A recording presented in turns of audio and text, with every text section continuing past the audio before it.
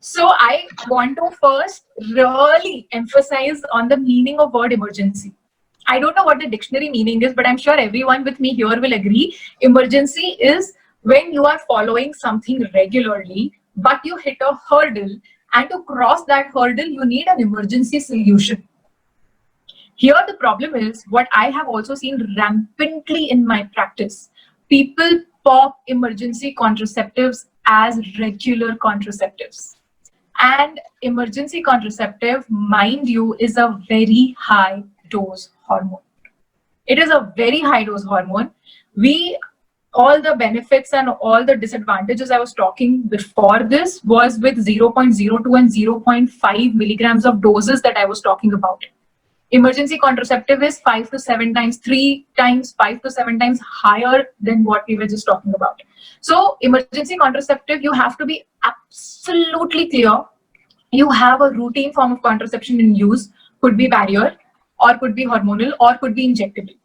Because of some problem in that particular regular form of contraception, that could be a condom tear, there could be spilling of seminal ejaculate all over.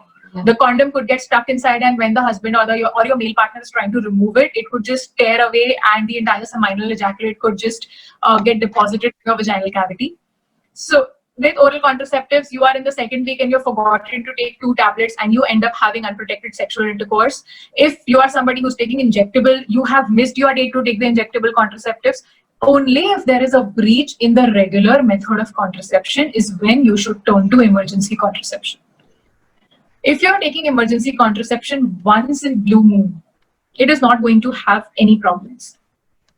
But if you take it regularly, it is going to throw your hormonal axis and hormonal environment in a frenzy. So when you're consuming an oral contraceptive, an emergency contraceptive, so I am right now talking about levonorgestrel pills, or which is commonly available over-the-counter I pill, unwanted 72.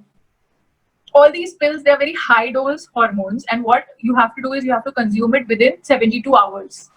Now, what these pills do is they go and they make the uterus unfavorable for pregnancy. So even if there is an embryo which is formed, it might not be able to implant and cause a pregnancy.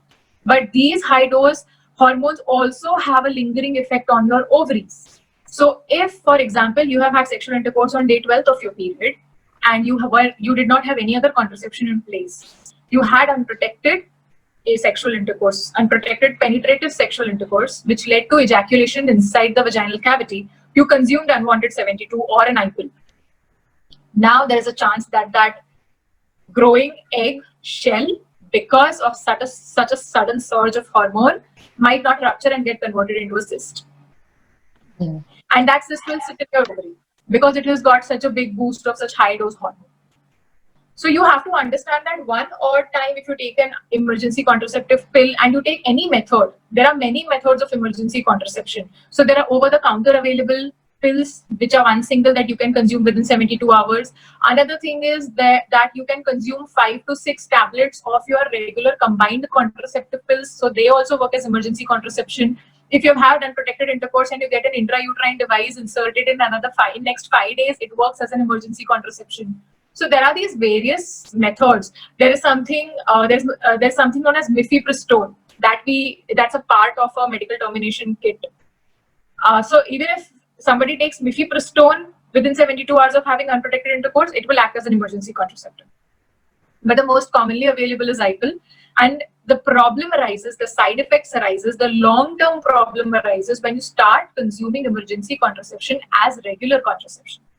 So in your head, you are consuming the emergency contraception pill only 2 to 3 times in a month, where you are supposed to have it once in 2 to 3 months.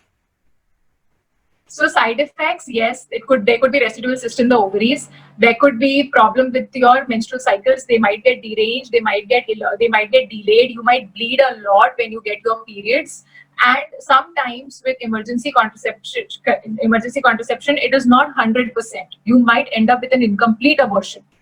You might start bleeding and you might continue to bleed for another 3 to 4 weeks. And when you visit the doctor, your doctor checks you. Your doctor tells you that there are parts and bits of product of conceptus, product of not fully formed baby, which are left behind inside the uterus, and they are causing these problems. So emergency contraceptive pills cause these set of problems. They are not 100% contraception. They do not provide 100% contraception.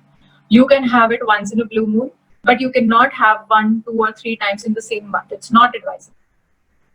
Yeah, definitely we need, like, what needs to be said is you cannot have them multiple times, because one of the questions that I have received previously is how many could I take in a month?